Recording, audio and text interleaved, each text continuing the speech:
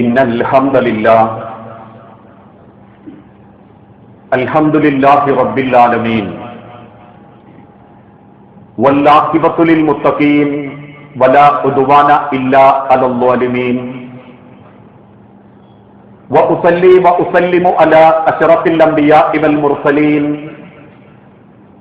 നബിയിനാ മുഹമ്മദിൻ വഅലാ ആലിഹി വഅസ്ഹാബിഹിൽ ഫായിസീന ബിദില്ലാഹ്. اللهم صل على محمد وعلى آل محمد كما صليت على إبراهيم وعلى آل إبراهيم وبارك على محمد وعلى آل محمد كما باركت على إبراهيم وعلى آل إبراهيم إنك حميد مجيد. أعوذ بالله من الشيطان الرجيم. بسم الله الرحمن الرحيم. يا أيها الذين آمنوا اتقوا الله حق تقاته ولا تموتن إلا وأنتم مسلمون. بسم الله الرحمن الرحيم. وَإِذْ يَمْكُرُ بِكَ الَّذِينَ كَفَرُوا لِيُثْبِتُوكَ أَوْ يَقْتُلُوكَ أَوْ يُخْرِجُوكَ وَيَمْكُرُونَ وَيَمْكُرُ اللَّهُ وَاللَّهُ خَيْرُ الْمَاكِرِينَ. رَبِّ اشْرَحْ لِي صَدْرِي وَيَسِّرْ لِي أَمْرِي. സ്നേഹാദരണീയരായ വിശ്വാസിനി സഹോദരങ്ങളെ, സർവലോക രക്ഷിതാവായ അള്ളാഹുവിന്റെ നിയമങ്ങളും നിർദ്ദേശങ്ങളും അന്ത്യപ്രവാചകൻ മുഹമ്മദ് മുസ്തഫ റസൂലുള്ളാഹി സല്ലല്ലാഹു അലൈഹി വസല്ലമയുടെ ജീവിതചര്യകളും സ്വന്തം ജീവിതത്തിന്റെ എല്ലാ രംഗത്തും അള്ളാഹുവിനെ സ്നേഹിച്ചുകൊണ്ട് സ്വർഗം ആഗ്രഹിച്ചുകൊണ്ട് ജീവിതത്തിൽ പകർത്തണമേ എന്ന് ആദ്യമായി ഉണർത്തുകയാണ്, വസിയത്ത് ചെയ്യുകയാണ്. നമ്മളിൽ പലരും അറിയാതെ പുതിയൊരു അറബ് വർഷം, ഹിജ്റ വർഷം നമ്മിൽ നിന്ന് യാത്രയായിരിക്കുകയാണ്. ഹിജ്റ 1448 വർഷത്തിലേക്കാണ് ഇന്നലെ നമ്മൾ ഓരോരുത്തരും പുതിയതായി പ്രവേശിച്ചിട്ടുള്ളത്. ഹാപ്പി ന്യൂ ഇയറുകൾ ആഘോഷിക്കുകയും ന്യൂ ഇയറുകൾ ആകാൻ വേണ്ടി കാത്തിരിക്കുകയും ചെയ്യുന്ന ഇന്നത്തെ പല കുടുംബങ്ങൾക്കും ഇസ്ലാമിലെ വർഷമായ ഹിജ്റ വർഷത്തെക്കുറിച്ചോ എന്താണ് ആ വർഷത്തിന്റെ പിന്നിലുള്ള ചരിത്രങ്ങളെന്നോ ആർക്കും അറിയാനും ചിന്തിക്കാനും സാധ്യതയില്ല, സാധിക്കുന്നില്ല എന്നത് തന്നെയാണ് ഇന്നത്തെ മുസ്ലിം സമൂഹം നേരിട്ടുകൊണ്ടിരിക്കുന്ന ഏറ്റവും വലിയ ജീർണതയും. കാരണം ത്യാഗനിർഭരമായ ഒട്ടേറെ ചരിത്രങ്ങളും നിരവധി സന്ദർഭങ്ങളും ഈ ഹിജ്റയുടെ പിന്നിലുണ്ട്. ഇന്ന് പൊതുവെ ചില ആളുകൾ പറയുന്നത് പോലെ മക്കളുടെ കല്യാണം തീരുമാനിക്കുമ്പോ കല്യാണക്കത്തിലൊന്ന് അറബ് മാസം വെക്കാൻ വേണ്ടി പരതുക, ഇതല്ലാത്ത ഒരു അറിവും ആ അറബ് മാസങ്ങളെക്കുറിച്ചോ അറബ് മാസങ്ങൾ ഒരുമിച്ച് കൂടുന്ന ഹിജ്റ എന്ന വർഷത്തെക്കുറിച്ചോ അറിയാൻ സാധ്യതയില്ല. ആദർശനിഷ്ഠയും ത്യാഗപൂർണമായ ജീവിതവും അതായിരുന്നു ഹിജ്റയുടെ പാഠം എന്ന് ലോകത്തുള്ള സർവ്വ ഉലമാക്കളും വിശുദ്ധ ഖുർആനും ഓർമ്മപ്പെടുത്തിയിട്ടുണ്ട്. മുസ്ലിം സമൂഹത്തിൽ ഹിജ്റ വർഷം എണ്ണിത്തുടങ്ങിയത് സയ്യിദുന ഉമർ ഇബ്നുൽ ഖത്താബ് റളിയല്ലാഹു അൻഹുവിന്റെ ഭരണകാലഘട്ടത്തിൽ ക്രിസ്തീയരായ ആളുകൾ ബിഫോർ ക്രിസ്തു ആഫ്റ്റർ ക്രിസ്തു എന്ന ഒരു നിലപാടിനനുസരിച്ച് അവരുടെ ദിവസങ്ങളിലുള്ള ചില മാറ്റങ്ങളൊക്കെ ചർച്ച ചെയ്യപ്പെടുന്ന കാലഘട്ടത്തിൽ സഹാബക്കളിൽ ചിലർ പ്രവാചകന്റെ പ്രിയപ്പെട്ട ഉമറിന്റെ അരികിൽ വന്നു പറഞ്ഞു, ഉമറെ, നമുക്ക് നമ്മളുടെ അറബ് മാസങ്ങളും അവരുടെ മാസങ്ങളും തമ്മിൽ പലപ്പോഴും വ്യത്യാസമുണ്ട്. മാസം കണ്ട് ദിവസം തീരുമാനിക്കുകയും നോമ്പനുഷ്ഠിക്കുകയും ചെയ്യുന്ന നമുക്ക് ആ ദിവസങ്ങളൊന്ന് ക്ലിഷ്ടപ്പെടുത്താനും വർഷമൊന്ന് കണക്കാക്കാനും താങ്കൾ ഒരു തീരുമാനമെടുക്കണം ഇന്ന് സ്വഹാബാക്കളിൽ ചിലർ ആവശ്യപ്പെട്ടപ്പോ അന്ന് മുസ്ലിം സമൂഹത്തിലുണ്ടായിരുന്ന മഹാരഥന്മാരായ പണ്ഡിതന്മാരെ ഏകോപിപ്പിച്ചുകൊണ്ട് ഉമർ റളിയല്ലാഹു അൻഹു എടുത്ത തീരുമാനമാണ് പ്രവാചകനും സ്വഹാബാക്കളും മദീനയിലേക്ക് ഹിജ്റ പോയ വർഷം ഹിജ്റ 1 എന്ന അർത്ഥത്തിൽ നമുക്ക് വർഷം കണക്കാക്കി എണ്ണിത്തുടങ്ങാം. അങ്ങനെയാണ് ഹിജ്റ വർഷം ഇസ്ലാമിന്റെ ഭാഗമാകുന്നതും മുസ്ലിം സമൂഹത്തിന്റെ ഭാഗമാകുന്നതും. എല്ലാം വെടിഞ്ഞ് സമ്പത്തും കുടുംബവും ഉപേക്ഷിച്ച് അള്ളാഹുവിന്റെ ദീനിനെ സംരക്ഷിക്കണം എന്ന പൂർണ്ണ ബോധ്യത്തോടുകൂടി മറ്റൊന്നും ചിന്തിക്കാത്ത അവരുടെ യാത്രയെ അള്ളാഹുവിന്റെ വിശുദ്ധ ഖുർആനിലൂടെ റബ്ബ് പരിചയപ്പെടുത്തി. വഇദ് യംകുറു ബിക്കല്ലദീന കഫറു, പ്രവാചകരെ താങ്കളെയും താങ്കളുടെ വിശ്വാസികളെയും ഈ നാട്ടിൽ നിന്നും ഓടിക്കാൻ വേണ്ടി ശത്രുക്കൾ ചില തന്ത്രം പ്രയോഗിച്ചു. എന്തായിരുന്നു അവരുടെ തന്ത്രം? ലിയുസ്ബിതൂക, ഒന്നെങ്കിൽ നിങ്ങളെ തടവിലാക്കണം, ഔ യഖ്തുലൂക, അല്ലെങ്കിൽ താങ്കളെ കൊല്ലണം, ഔ യുഖ്രിജൂക, അല്ലെങ്കിൽ താങ്കളെ ഈ നാട്ടിൽ നിന്നും ആട്ടിപ്പായിപ്പിക്കണം. വയംകുറൂന, അവരാ തന്ത്രം പ്രയോഗിച്ചപ്പോ വയംകുറുല്ലാഹ്, അല്ലാഹുവും ഒരു തന്ത്രം പ്രയോഗിച്ചു. ആ തന്ത്രം എന്താണെന്ന് നമുക്ക് മദ്രസ കാലഘട്ടത്തിൽ പഠിച്ചിട്ടുണ്ട്. എല്ലാ ഗോത്രക്കാരും കൂടി നബിയെ കൊല്ലാൻ വേണ്ടി തീരുമാനിക്കുന്നു. പ്രവാചകന്റെ വീട്ടിന്റെ പുറത്തവർ കാത്തു നിൽക്കുന്നു. അവസാനം പടച്ച റബ്ബിന്റെ കൽപ്പന പ്രകാരം സയ്യിദുന അലി ഇബ്നു അബീ ത്വാലിബ് വിരിപ്പിൽ കടക്കുന്നു. ശത്രുക്കൾക്ക് പെട്ടെന്നൊരു മയക്കം ബാധിക്കുന്നു. അവർക്ക് നടുവിലൂടെ പ്രവാചകനും സിദ്ദീഖുൽ അക്ബറും നാട്ടിൽ നിന്ന് മദീനയിലേക്ക് ഹിജ്റ പോകുന്നു.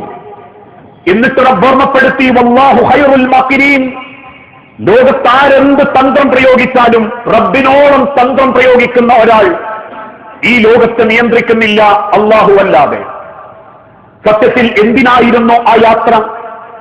ഇന്ന് മുസ്ലിം സമൂഹത്തിൽ കയറിക്കൂടിയിട്ടുള്ള സർവ്വ അന്ധവിശ്വാസങ്ങൾക്കും സർവ്വ ബഹുദൈവ വിശ്വാസങ്ങൾക്കും ആ ഹിജ്റയിൽ മാതൃകയുണ്ട്. പാടില്ല എന്ന് ചിന്തിക്കാൻ.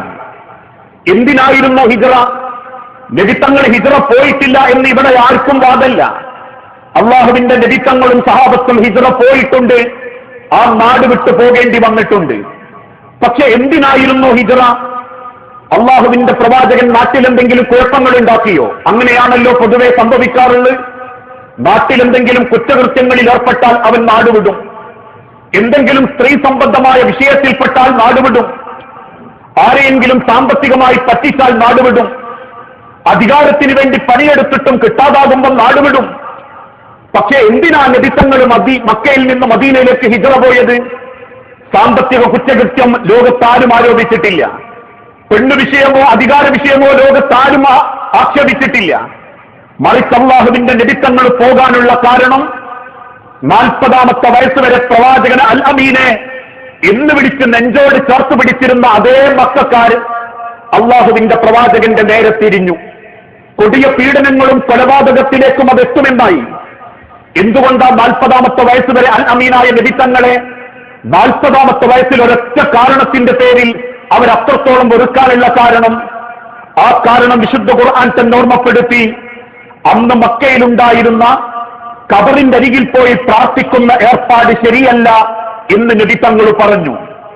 ഇതല്ലാത്ത ഒരു വിഷയവും റസൂലുള്ളാഹിക്ക് നാടുവിടേണ്ടി വന്നിട്ടില്ല. ഇതല്ലാത്ത ഒരു ആരോപണവും മക്കക്കാര് നടത്തിയിട്ടുമില്ല. ലാത്ത എന്ന ഖബറിങ്കൽ പോയും ഉസ്സ എന്ന മരത്തെ ആരാധിച്ചും കഅബാലയത്തിന്റെ ചുറ്റും നിർമ്മിച്ചിരുന്ന പല പ്രവാചകന്മാരുടെയും ഖബർ പ്രതിഷ്ഠകൾക്ക് മുൻപിൽ സുജൂദ് ചെയ്യുകയും ലാത്തയുടെ ഖബറിങ്കൽ പോയി, ലാത്തേ നിന്റെ കച്ചവടം എളുപ്പാകണം, ലാത്തേ നിന്റെ ഏതെങ്കിലും തരത്തിലുള്ള പ്രയാസം നീങ്ങിക്കിട്ടണം, മക്കളില്ലാത്തതിന്റെ പേരിലും കച്ചവടം പൊളിഞ്ഞതിന്റെ പേരിലും സുക്കേട് ബാധിച്ചതിന്റെ പേരിലുമൊക്കെ അന്ന് മക്കക്കാരിൽ ബഹുഭൂരിപക്ഷം ആളുകളും അന്ന് ലാത്തയുടെ ഖബറിങ്കൽ പോകുന്ന ആളുകളായിരുന്നു. ആ ഖബറാവട്ടെ അരഉയരത്തിൽ കുമ്മായമിട്ട് പൊന്തിച്ചിട്ടുണ്ടായിരുന്നു മക്കയിൽ. ആ ഖബറിൽ പച്ചപ്പെട്ട് വിരിക്കുകയും ആ ഖബറിന്റെ മേലെ പ്രത്യേകം ഒരു എണ്ണ ഒഴിക്കുകയും ആ ഖബറിന്റെ മേലെ വെച്ച് പ്രത്യേകതരമായ ചില പ്രാർത്ഥനകളും ആ ഖബറിനെ ഒഴിഞ്ഞുകൊണ്ട് അതിന്റെ ബർക്കത്തെടുക്കാൻ വരുന്നവർക്ക് ഒരു പ്രത്യേക വെള്ളം കൊടുക്കലുകളും ആ ഖബറിന്റെ മുകളിലൂടെ തഴുകിയ കൈ ഉപയോഗിച്ചൊരു ആശീർവാദം കൊടുക്കലും ഇതൊക്കെ അന്ന് മക്കയിലുണ്ടായിരുന്നു. ആ മക്കക്കാരോട് നബി തങ്ങൾ ഓർമ്മപ്പെടുത്തി, ലാ ഇലാഹ ഇല്ലല്ലാഹ്, നിങ്ങളത് ചെയ്യരുത്. ഇൻ തദ്ഉഹും ലാ യസ്മഉ ദുആഅക്കും, റബ്ബ പറയുന്നു, നിങ്ങൾ അവരെ പ്രാർത്ഥിച്ചാൽ ഖബറിന്റെ ഉള്ളിൽ കിടക്കുന്നവർ കേൾക്കൂല.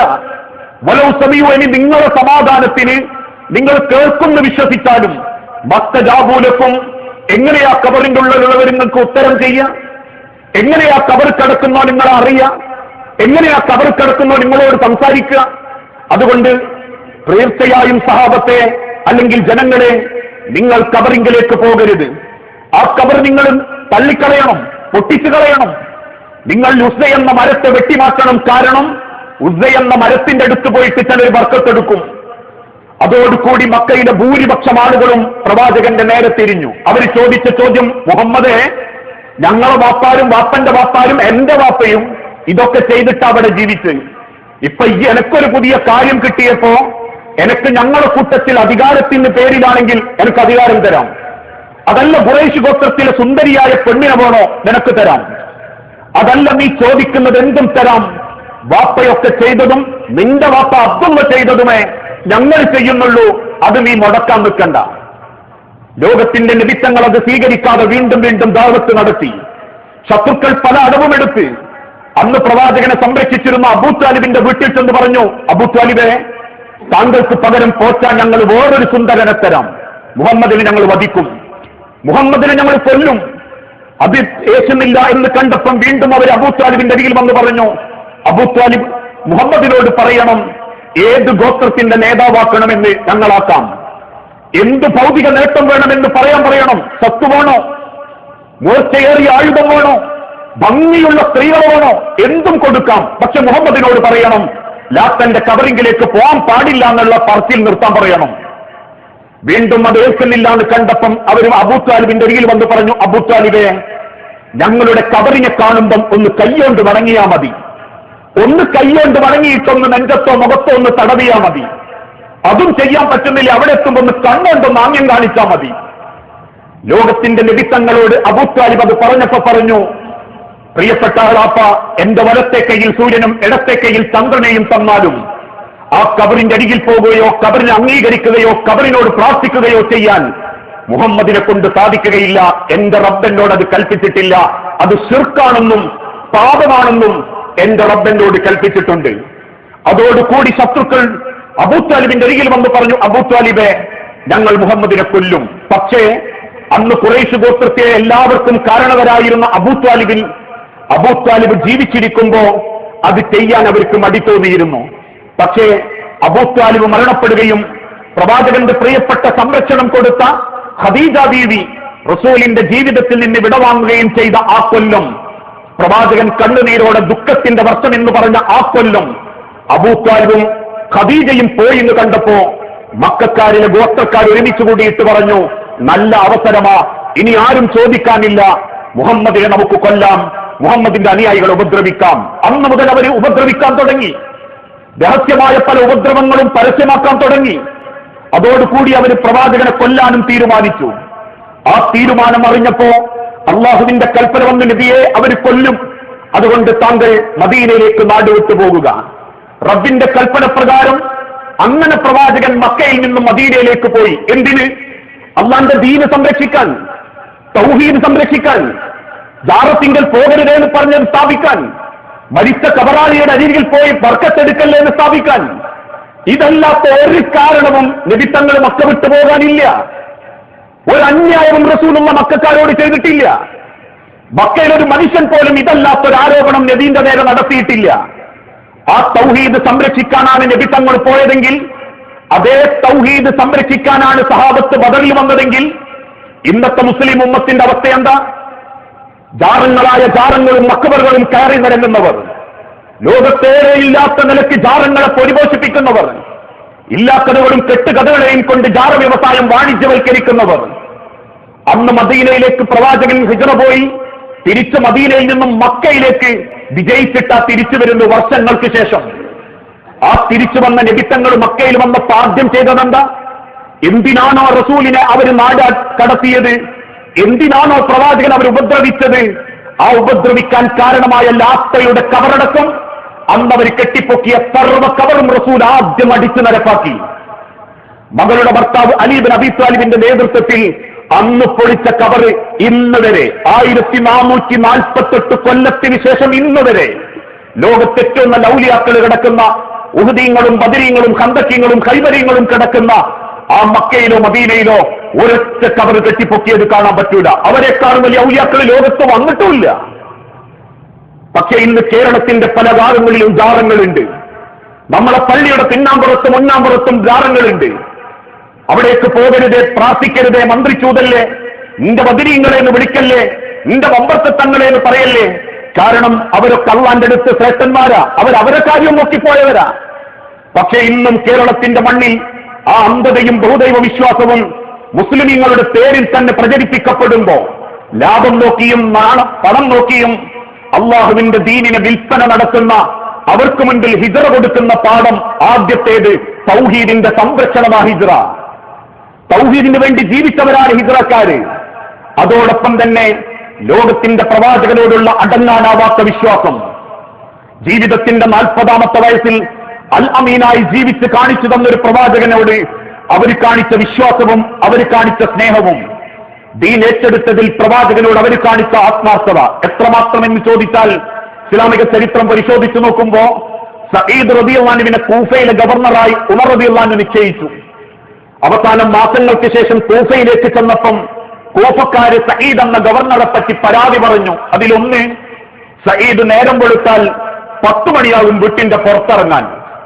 കാരണം എന്താന്ന് ചോദിച്ചപ്പോ സഈദ് റളിയല്ലാഹു അൻഹു പറഞ്ഞു, ഉമറേ, എനിക്കൊരു കുപ്പായുള്ളൂ, അതോടൊപ്പം തന്നെ എന്റെ കുടുംബത്തിൽ എനിക്ക് കുറെ മക്കളുണ്ട്. ആ മക്കളെയൊക്കെ രാവിലെ ഒന്ന് ഒരുക്കി അവർക്കുള്ള ഭക്ഷണമൊക്കെ ഭാര്യന്റെ കൂടെ ഒരുക്കി അവരെയൊക്കെ ഒന്ന് ഉറക്കുന്ന വിളിച്ചുണർത്തിയിട്ട് ഭംഗിയാക്കി കുളിപ്പിച്ചൊക്കെ മാറ്റുമ്പോഴേക്കും എന്റെ നേരം ചിലപ്പോ 9 or 10 ആവും. അതുകൊണ്ടാവും ഉമറേ. രണ്ടാമത്തെ ആരോപണം, സഈദ് പുറത്തേക്ക് ഒരു ദിവസം വരാറില്ല. സഈദ് പുഞ്ചിരിയോടെ പറഞ്ഞു, അതും ശരിയാവും ഉമറേ, എനിക്കൊരു കുപ്പായുള്ളൂ, ആ കുപ്പായ ഒരു ദിവസം ഞാൻ അലക്കിടുമാഴ്ചയിൽ പുറത്തേക്ക് വരാറില്ല. ആ പറഞ്ഞ കൂട്ടത്തിൽ ശത്രുക്കൾ പറഞ്ഞ മറ്റൊരു ആരോപണമായിരുന്നു, സഈദ് ഇടക്കിടക്ക് നടന്നു പോകുമ്പം പെട്ടെന്ന് ബോധം കെട്ടുപോകും. എന്തോ ബാധിച്ചവനെ പോലെ, ചുഴലി പിടിച്ചവനെ പോലെ പേടിച്ച് ബോധം കെട്ടുപോകും. ഉമർ ഇബ്നുൽ ഖത്താബ് ചോദിച്ചു, എന്തേ സഈദ് കാരണം? പറയാനൊരുങ്ങുന്ന സഈദ് റളിയല്ലാഹു അൻഹുവിന്റെ കണ്ണ് നിറയാൻ തുടങ്ങി. കണ്ണുനീരോട് അദ്ദേഹം പറഞ്ഞു, ഉമറേ, എനിക്കൊരു ജാഹിലിയ കാലുണ്ടായിരുന്നു. മുഹമ്മദിനെ മക്കക്കാർ എറിഞ്ഞോട്ടുകയും മുഹമ്മദിന്റെ മേലേക്ക് പല ആരോപണങ്ങളും പല പ്രയാസങ്ങളും അവർ വരുത്തുമ്പോ അന്ന് ഞാൻ പണിയെടുത്തത് പ്രവാചകന്റെ ശത്രുവായിരുന്ന ഒരു മനുഷ്യന്റെ കൊല്ലപ്പണി ആലയിലായിരുന്നു. അന്ന് എന്റെ കൂടെ പണിക്കുണ്ടായിരുന്ന മറ്റൊരടിമയായിരുന്നു ഖുബൈബ് റളിയല്ലാഹു അൻഹു.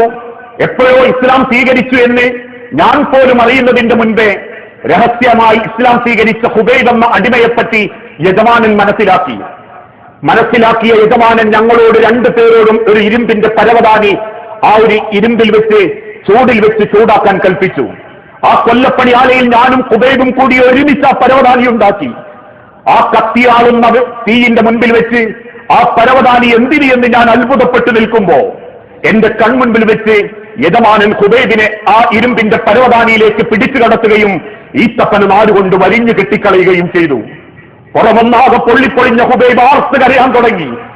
ദേഷ്യം തീരാത്ത യജമാനൻ അതുവരെ കത്തിച്ച വരലെടുത്ത് വീണ്ടും ഖുബൈബിന്റെ മുതുക്കത്ത് കുത്താൻ തുടങ്ങി. ഖുബൈബിന്റെ പുറത്തേക്ക് കുത്തുന്ന ആ വിറകുകൊള്ളികൾ ഖുബൈബിന്റെ രക്തം കാരണവും നീര് കാരണവും കെട്ടുപോയപ്പോ എന്റെ നേരെ നീട്ടിയിട്ട് യജമാനൻ പറഞ്ഞു, കത്തിക്ക് സഈദേന്ന്. എന്തിനാ ഖുബൈബിനെ ഇത്രത്തോളം ദ്രോഹിക്കുന്നതെന്ന് ഞാൻ ചിന്തിച്ച് പിന്നീട് അറിഞ്ഞത് മുഹമ്മദ് എന്ന പ്രവാചകനിൽ വിശ്വസിച്ചതിന്റെ പേരിലാണെന്ന്. ആ കാഴ്ച ഇന്നും എന്റെ മനസ്സിലുണ്ട് ഉമറേ.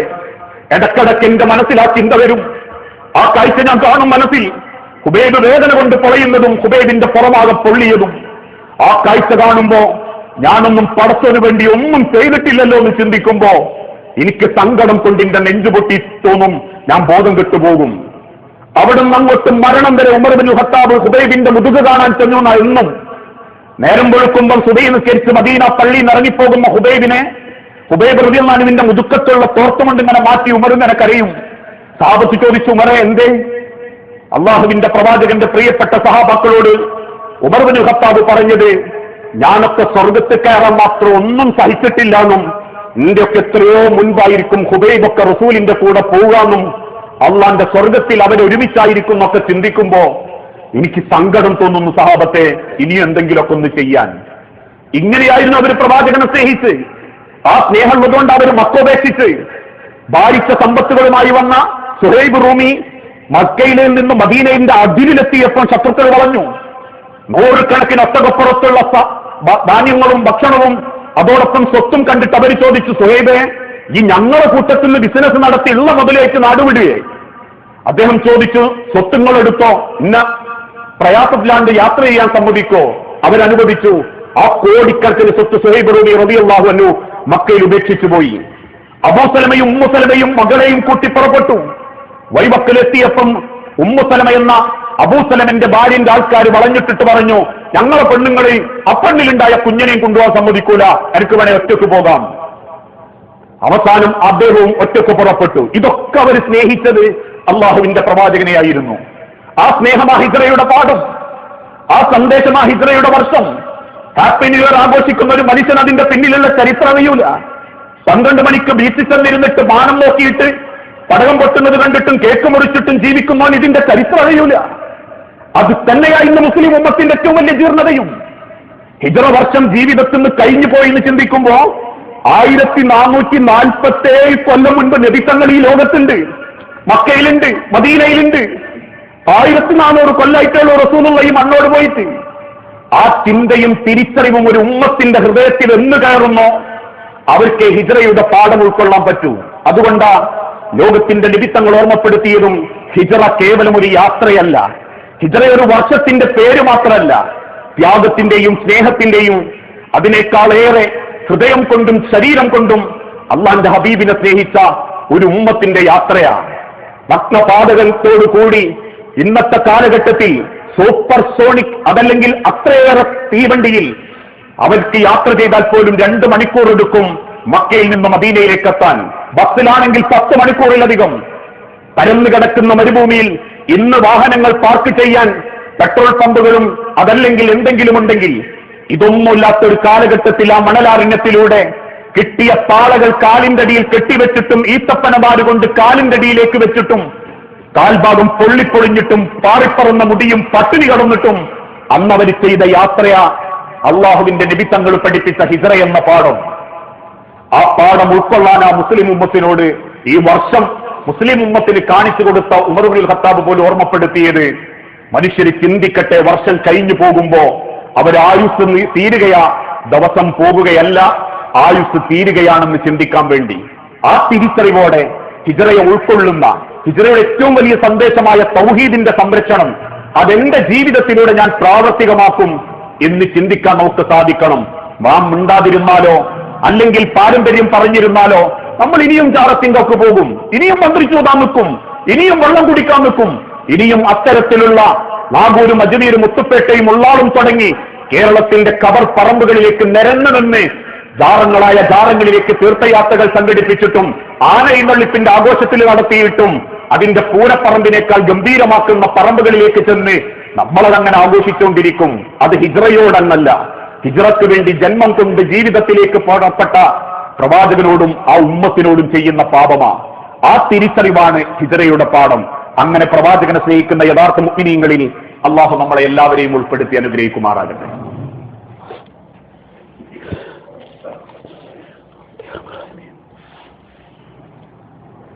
അൽഹംദുലില്ലാഹ് വസ്സലാത്തു വസ്സലാമു അലാ റസൂലിൽ അമീൻ വഅലാ ആലിഹി വഅസ്ഹാബിഹി അജ്മഈൻ. അമ്മാ ബഅദ്. യാ അയ്യുഹന്നാസ് ഊസിക്കും സാനിയം ബിതഖ്വല്ലാഹ്. ജീവിതത്തിന്റെ ഒരു രംഗത്തും അള്ളാഹുവിനെ മറന്നു പോകരുത് എന്ന് എന്നോടെന്ന പോലെ നമ്മളിൽ ഓരോരുത്തരോടും വസിയത്ത് ചെയ്യുകയാണ്, ഉപദേശിക്കുകയാണ്. ലോകത്ത് പ്രവാചകൻ സല്ലല്ലാഹു അലൈഹി വസല്ലമയിൽ നിന്ന് ആദ്യം വിഘടിച്ചു നിന്നവരാണ് ഖവാരിജുകൾ. ഖവാരിജുകൾ പ്രവാചകനെ തൊട്ട് വിഘടിക്കാനുള്ള കാരണം ഇസ്ലാമിന്റെ പേരിൽ ആദ്യമുണ്ടായ തമ്മിൽ തല്ല് ഇസ്ലാമിക ലോകത്തെ രേഖപ്പെടുത്തിയത് ഖവാരിജുകളുടെ പ്രവർത്തനം കൊണ്ടാണ്. ഉമർ ഇബ്നുൽ ഖത്താബ് റളിയല്ലാഹു അൻഹു വഫാത്താകുകയും കൊല്ലപ്പെടുകയും അടുത്ത ഖലീഫ ആര് എന്ന ഒരു ചർച്ച നടക്കുകയും ചെയ്തുകൊണ്ടിരിക്കുമ്പോൾ നിർവാഹമില്ലാതെ ഉമറിന്റെ കാലഘട്ടത്തിൽ ഇസ്ലാം സ്വീകരിക്കേണ്ടി വന്ന ഇസ്ലാമിന്റെ ശത്രുക്കൾ മുനാഫിക്കീങ്ങൾ. അവർ പെട്ടെന്ന് തന്നെ ഒരു കക്ഷി ഉണ്ടാക്കിയിട്ട് പറഞ്ഞു, അടുത്ത ഖലീഫ അലിയാവണം. പ്രവാചകനോട് ഏറ്റവും അടുത്തു നിൽക്കുന്നത് ഉമർ കഴിഞ്ഞാൽ അലിയാണ്. കാരണം സിദ്ദീഖുൽ അക്ബറിന്റെ മകൾ ആയിഷ ബീവിനെ റസൂൽ കല്യാണം കഴിച്ചിട്ടുണ്ട്. ഉമർ ബിൻ ഖത്താബിന്റെ മകൾ ഹഫ്സയെയും റസൂൽ കല്യാണം കഴിച്ചിട്ടുണ്ട്. അതുകൊണ്ട് തന്നെ പ്രവാചകന്റെ ജീവിതത്തിലേക്ക് ഇനിയും ചേർന്ന് നിൽക്കാൻ പറ്റിയത് അലിയാണ് എന്നൊരു വാദം അവരവിടെ കൊണ്ടുവന്നു. ആ ഖവാരിജുകൾക്ക് ഒരു പ്രത്യേക ലക്ഷ്യം ഉണ്ടായിരുന്നു. മുസ്ലിം ഉമ്മത്തിനെ ഭിന്നിപ്പിക്കണമെങ്കിൽ മുസ്ലിം സമൂഹത്തിനിടയിൽ കക്ഷികൾ ഉണ്ടാക്കണം. ആ കക്ഷിത്വം ഉണ്ടാക്കാൻ വേണ്ടി അവർ കൊണ്ടുവന്നൊരു വാദമായിരുന്നു അലിയും വലിയുള്ള. പ്രവാചകന് വേണ്ടി ഹിജ്റയിൽ പോലും മരണം വരിക്കാൻ തയ്യാറായ റസൂലിനെ അല്ലാഹു തആല കാണിച്ചു കൊടുത്ത റസൂലിന്റെ പകരക്കാരൻ അലിയാണ്. അതുകൊണ്ട് അലിയെ അടുത്ത ഖലീഫയാക്കണം. പക്ഷെ ഉമർ ബിൻ ഖത്താബ് രേഖപ്പെടുത്തിയ നിയമപ്രകാരം അവിടെയുള്ള ശൂറ അംഗങ്ങൾ കൂടിച്ചേരുകയും അവർ ഖലീഫയായി തെരഞ്ഞെടുത്തത് ഉസ്മാൻ ബിൻ അഫ്ഫാനെയുമായി. ഇതോടെ ഖവാരിജുകൾ നേരെ പരസ്യമായി പ്രതിഷേധിച്ചിട്ട് പറഞ്ഞു, ഉസ്മാൻ ബിൻ അഫ്ഫാനെ ഞങ്ങൾ അംഗീകരിക്കൂല, അലിയെ ഞങ്ങൾ അംഗീകരിക്കൂ. ആ ഖവാരിജുകളാണ് ലോകത്ത് പിന്നീട് ഷിയാക്കളായിട്ട് വളർന്ന്. ഷിയാക്കളുടെ വാദം ഇന്നും അതന്യ, അലിയും വലിയുള്ള. ജിബ്രീലിന് ആള് മാറിപ്പോയതാണ്, പ്രവാചകന് മുമ്പേ അതല്ലെങ്കിൽ പ്രവാചകത്വം കിട്ടേണ്ടത് അലിക്കായിരുന്നു. അതുകൊണ്ട് അലി അംഗീകരിക്കാത്ത ഒരിടപാടിനും ഞങ്ങളില്ല എന്ന് വാദിച്ച് അലി പക്ഷക്കാരായി കൂടി ഇവര്. പക്ഷെ അലി ബിൻ അബീ ത്വാലിബ് പോലും അവരുടെ വാദത്തെ തള്ളിക്കളഞ്ഞിട്ടുണ്ട്. മുസ്ലിം ഉമ്മത്തിനിടയിൽ ഭിന്നിപ്പുണ്ടാക്കാൻ അതൊരു നല്ല അവസരമാണെന്ന് ബോധ്യപ്പെട്ടവർ ആരാണ് ഈ ഖവാരിജുകൾ? പ്രവാചകൻ ജീവിച്ചിരിക്കുന്ന കാലഘട്ടത്തിലുള്ള ലാത്തയുടെ കവറൊക്കെ ഒന്ന് ആഘോഷിക്കണം എന്ന് ചിന്തിക്കുന്ന അക്കൂട്ടര്. പക്ഷെ ഉമറിന്റെ കാലഘട്ടമാകുമ്പോഴേക്കും ഇസ്ലാം സ്വീകരിച്ചിട്ടില്ലെങ്കിൽ ഉമർ ഉപദ്രവിക്കോ എന്നുള്ള പേടിയുണ്ട്. ആ പാരമ്പര്യ വിശ്വാസത്തെ നെഞ്ചിന്റെ ഉള്ളിൽ മാത്രം കൊണ്ടുവന്ന് ദേശം കെട്ടി മുസ്ലിങ്ങളായിട്ട് വന്ന കൂട്ടരിൽ അലിയുടെ പക്ഷക്കാരായി മാറിയതോടുകൂടി അവർ ആ അലിയുടെ പക്ഷത്ത് ചേർന്ന് നിന്നിട്ട് ചില ആചാരങ്ങൾ ഇസ്ലാമിലേക്ക് കൊണ്ടുവന്നു. അതിൽപ്പെട്ട ആചാരത്തിന്റെ ഒന്നാം സ്ഥാനത്തുള്ളത് അന്ന് അവർ മൂടി വെച്ചിരുന്ന ആ ഖബർ വിശ്വാസം അവരിതിന്റെ പേരിൽ വീണ്ടും അവതരിപ്പിക്കാൻ തുടങ്ങി. ഷിയാക്കളാണ് ലോകത്ത് ആദ്യമായി ഖബർ വിശ്വാസം കൊണ്ടുവന്നത്. ഇന്നും ലോകത്ത് ഷിയാക്കളെ അത്ര ഖബർ പൂജ നടത്തുന്നവർ ലോകത്ത് വേറില്ല. ആ ഷിയാക്കൾ പറയുന്നത് അലിയാണ് ഞങ്ങളുടെ നേതാവ്, അലിയും വലിയുള്ള. ആ വലിയമാര് മുഖേനയൊക്കെ അള്ളാന്റെ അടുത്തേക്ക് എത്താൻ പറ്റും. അതുകൊണ്ട് വലിയകളെ നമുക്ക് ഉണ്ടാക്കാം, അള്ളാന്റെ അടുത്തേക്ക് അടുപ്പിക്കാൻ സ്വീകരിക്കാം. ആ ഖവാരിജത്വത്തിൽ നിന്ന് തുടങ്ങി ഷിയാക്കളായി ഇന്ന് ലോകത്തിന്റെ നാനാഭാഗത്തേക്ക് ആ ഷിയാക്കൾ പടരാൻ തുടങ്ങി. ഇന്ന് കേരളക്കരയിലും ആ ഷിയ വിശ്വാസം എത്തി. ഇന്നല്ല, വർഷങ്ങൾക്ക് മുൻപേ.